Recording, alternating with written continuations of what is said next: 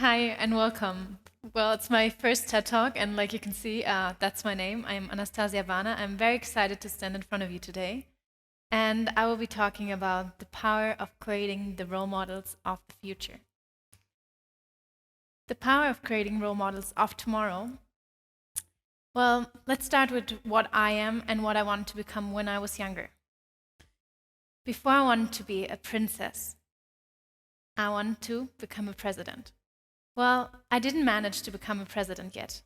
But if I want to be a president, I don't want to be a woman president. I want to be called a president. Like you can see here in this quote, why do we have to put woman in front of it? Well, like I said, I didn't manage to be a president yet. I'm 23 years old, and like you can see, I am a founder. To be more precise, and like you can see, I am a female founder, and I'm one of the youngest founders in Germany. My journey started with this. This was me. And there's my mom in the audience filming me behind the camera, I would say, and always being there and part of me. She was my first role model.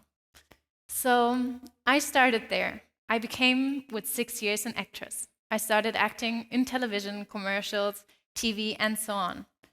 I also started to write as a journalist since I'm 14. So I was having a career of 6 years as a journalist. With 20, I worked for an agency that organized TED Talks. And in the same year, still with 20 years, I founded my first company, Mentor. Now I am 23. Like 2 years ago, I took part at Miss Germany and tried to show that beauty and founding is possible. And 3 years later, after working for an agency that organized those TED Talks, I can say the famous words, "Welcome to my TED Talk." So, how can you even start a company at an age of 20? And if it is possible, why do we only have 15.6% of female founders in Germany? And globally, just 20%. Well, we're in need of role models. In our living room, we had a black couch. It is a couch that I've been using a lot, not only to chill, but to meet people that have been inspiring to me, that gave me their knowledge, advised me, and been my role models and mentors. Thanks to my incredible mom, now filming, I had the chance and ability to meet incredible people. I've met Nobel Peace Prize winners. I was able to meet Elon Musk, Michael Gorbachev, and even the Queen of Sweden. And she sent me a letter afterwards with a picture of a family plus dog. So, like you can see, we need role models. We are in need of mentors and people that we can look up to, especially when we talk about gender equality. I, for example, always had mentors. I had over 50 mentors when I was growing up, and most of them were females. I think we all need women that we can look up to at some point. The first thing we identify it with is our gender. So I, for myself, can say that reverse mentoring was a very huge aspect of life. But I will get back to that point. In school, I got most of the roles in every play. I was very outgoing, very loud, and in school, most of the other kids always heard, you need to be more loud, you need to be more outgoing, you need to raise your voice. And I, as an extrovert, heard the words most of the time, you need to learn to be more quiet. Instead of me being someone that is loud or something, I was a girl. I was not well behaved enough, and I was not a good girl just because I was loud. If I would have been born as a boy, I would have called me alpha male, but I wasn't. So I think this is something we really need to talk about, that girls can be loud and confident, and boys don't always have to be strong. And they are allowed to cry, and they're allowed to show emotions. And we should not be identified by our gender, and we should not always have to behave regarding the way we were born. So this is something that we really need to talk about. But we need role models for this, and this is something that reverse mentoring can create. What is reverse mentoring? Wait, I'm sorry. What I quickly want to talk about, like you just saw, every man in this audience, I would ask you, when was the last time you received a compliment? Maybe you can quickly go inside you and really think about it. when was the last time someone said something about you and not your work? Well, I want to give a compliment to every man sitting here at the moment. You are beautiful. How does this make you feel? Do you hear that often? Does it make you blush or even uncomfortable? Or do you feel good about it? Do you feel seen? I think this is something we should say more often. And I, as a woman, hear that quite often. I get compliments on my outsides. I get compliments on how I look and based on that look, but never on how my work is. And most men tend to hear compliments about their work or the profession that they did, but they never receive flowers. So this is something we should also work about. And now I want to ask every woman, or say some words to every woman, that we sadly don't hear often enough. You get a pay raise. This is something women don't hear often enough. But this is not a compliment that I actually want to give to you. I want to say you can be proud of yourself. You can be confident and proud. And proudness and being confident is something that is by society not well seen as a woman because we could seem arrogant. This is not arrogancy. Being proud of what you did and what you are doing and creating is something we need to learn, and we can work with each other. This is a little task you can easily implement into your life to shape the future. Obviously, this is not going to change the future, but it is the right step into the right direction to talk to each other, to connect with different human beings, and to come in contact with one another. 3 things I can give you on the way after this TED Talk. First of all, ask for help, and also give help and offer help in a respectful way, because nobody's going to give you this pay rise or is giving you help if you don't ask for it. Second of all, empower each other. Go fight for each other, and don't fight against each other, but with each other. So this whole talking about what we need to do and everything, you know this, you know the facts, you know that we have like a pay gap, you know all those numbers, you can Google this. I don't need to even speak about it anymore. But how can we give a solution to the problem of gender equality or inequality? Well, we can give role models, and that is something that, like I said, can be given by role models and mentors. Reverse mentoring means that you meet on eyesight. This is not exactly an eyesight, but it is about meeting one another and learning from each other. That means also age diversity is super important. Age diversity means that, for example, at Fementor, we always receive a lot of messages from females between 18 to 71.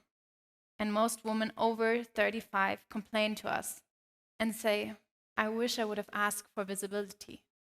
I wish I would have asked for it and be more seen for the things that I already created. So we don't only need to give visibility to the young females, but also the ones that already had or have a career. And like I said with reverse mentoring, this is kind of a solution to something that we can do. We can give visibility to different ages. We can give visibility to the younger generation, and they can learn from each other. Reverse mentoring means that both people bring something to the table. The mentee and mentor both switch roles. I don't know if you know the kids game Uno. Who knows it? Maybe you can raise your hand. Not everyone, but most of you. So there's this reverse card. It's like kind of this game where you put down this card at some point and say, now it's my turn. I'm being your mentor now after you gave me your knowledge. And this knowledge is worth so much. A mentor is a cheat code, like the gamers would say. A mentor is someone that can give you the easier access to something. We live in cities that were built before we were even a thought.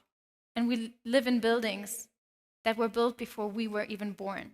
So why should we not build up on the language or knowledge or whatsoever of someone that has already done it? We don't always have to make the same mistakes, the same lessons. We don't have to go the hard way if we can build up on the knowledge of our cheat code mentor. So this is something that when you Google female CEO comes up. Have you done that before? As a female especially, you're looking for role models. You're looking for people you can identify with. And this is something I cannot identify with. Because most of the time, it is women in gray or black suits with short hair. And you can see I'm definitely the opposite of that. I think we need to change the image of role models. Also, men need role models. Maybe nurses, ballet dancers, kindergarten teachers. They need to be male too, to be represented and be a dream job for them too. Maybe I would not have wanted to become a princess anymore. Maybe I would stick with the dream of becoming a president. Because as a young girl, seeing on a magazine, on the front of it, a woman that I can identify with, that is maybe girly, wearing pink stuff, I would have loved that. And maybe that is one girl more that decides to become what she wants based on her dreams, not what her gender says she can be. And something that was very shocking for me as well was when you Google successful men. Successful men, you will get this: habits of successful men, how to become successful, and tips on how to be a successful man. I did the opposite and Googled successful woman. Well, I don't know if you can read it, but 11 habits that successful women have is something that is in common with the other one. But it is also why they are unlucky with love, what problems they have, and what you're not supposed to do when you're successful. Well, this is not what I want to see. When I'm being interviewed, I sometimes get the question, what were your obstacles? What were your problems? And 1 year ago, I would have said, this small problem, but it was a huge one. My founding story wasn't that easy. It was not the right way. It was not fun. I didn't like it. Wrong. Founding wasn't hard for me. I loved being a founder. I loved the journey of it. And to be honest, it doesn't always have to be hard, especially as a woman and one of the youngest female founders in Germany. I'm able to do so much more. I'm able to be a role model of tomorrow. I'm able to be the things that I wanted to see in society that were not there yet. I didn't have to wear gray or black suits to be taken serious. I can wear high heels with glitter. I can wear a belly chain and a top that is not covering up everything. And that is something we need to create for future. Well, what I also want to say about the future, we need to learn from the past. We need to learn from those that have done the way, that have walked this way. We need to talk to people that are in senior positions. We need to people who are females and maybe not that visible yet.